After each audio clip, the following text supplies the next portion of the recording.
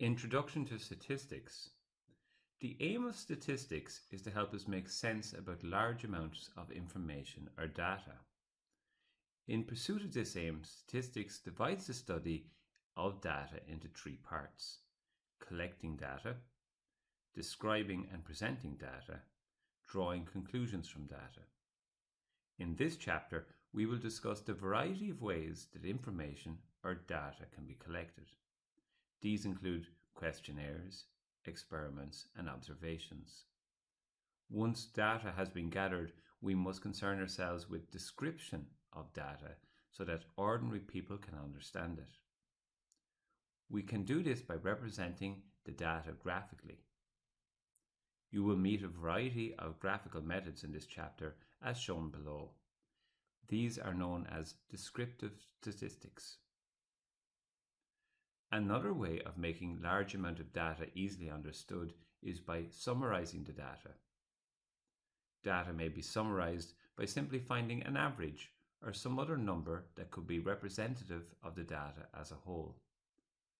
These numbers are known as summary statistics. One of the most widely used and important statistical processes is concerning with gathering information from a small group of people or items and using this data to draw conclusions about a much larger group of people or items. A good example of this is provided by the opinion poll. A poll is taken of a few thousand people, and from the information that these people provide, remarkably accurate conclusions can be drawn that refer to the whole population, which is many times greater in number. Collecting information from a small group to draw conclusions about a large group is known as inferential statistics. When we observe, count, or measure something, we end up with a collection of numbers. These numbers are called data. Data is the plural of datum, which means a piece of information. Numerical data. Data which can be counted or measured is called numerical data because the answer is a number. Numerical data may be discrete or continuous. Discrete data. Data which can only take up certain individual values is called discrete data.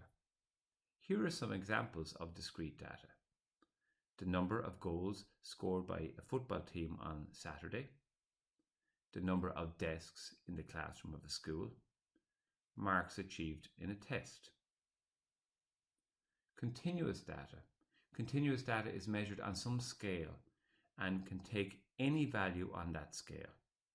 Here are some examples of continuous data: the heights of students in your class, the speed of cars passing a certain point on the road, the time taken to complete a 100-meter sprint. Example 1. For each of these types of data, write down whether it is discrete or continuous. 1. The number of coins in your pocket. Well, the number of coins in your pocket has to be a natural number, and natural numbers are discrete. 2. The number of tickets sold for a concert. Again, this would be a natural or whole number, so you couldn't, for instance, sell 1.67 tickets. It has to be a whole number. 3. The time taken to complete a puzzle. So it could take any time to complete a puzzle, to millions or billions of a second. Therefore, this is continuous data. 4. The weights of students in your class. Again, the weights of students in your class is along a continuum. Technically, it could be any weight. It doesn't have to be whole numbers. And 5. Dress sizes. Well, dress sizes are discrete values. There's only very particular dress sizes. You can't have a dress size 12.67. It's dress size 12, etc. Categorical data.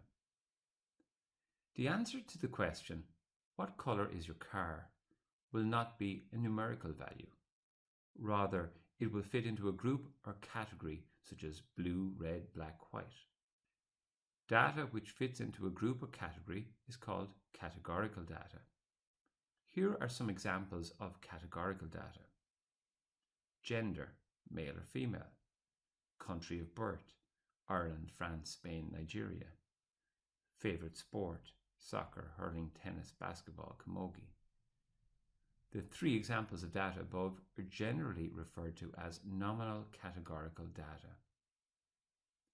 Categorical data in which the categories have an obvious order, such as first division, second division, third division, etc., is called ordinal data. Other examples of ordinal data are type of house, 1 bedroom, 2 bedroom, 3 bedroom. Attendance at football matches, never, sometimes, very often. Opinion scales, strongly disagree, disagree, neutral, agree, strongly agree. The data you collect can be divided into two other branches that are called primary data or secondary data. Primary data, data that is collected by an organization or an individual who is going to use it, is called primary data. Primary data is generally obtained by using a questionnaire, by carrying out an experiment, by investigations, by making observations and recording the results. Secondary data, data which is already available or has been collected by somebody else for a different purpose, is called secondary data. Secondary data is obtained from the internet, example, the census, from published statistics databases, from tables and charts in newspapers and magazines. Univariate and bivariate data. Univariate data. When one item of information is collected, for example, from each member of a group of people, the data collected is called univariate data. Examples of univariate data include colour of eyes, distance from school, height in centimetres. Bivariate data. Data that contains two items of information, such as height and weight of a person, is generally called paired data or bivariate data. Examples of bivariate data are hours of study per week and marks scored in an examination, age of a car and the price of a car, the engine sizes of cars and the number of kilometres travelled on a litre of petrol. For each of these sets of data, write down whether it is numerical or categorical. 1. The size of shoes sold in a shop. Shoe sizes tend to be numerical values, numbers, so numerical is the answer to this. 2. The colours of socks sold in a shop. Colours would be a category, not a number.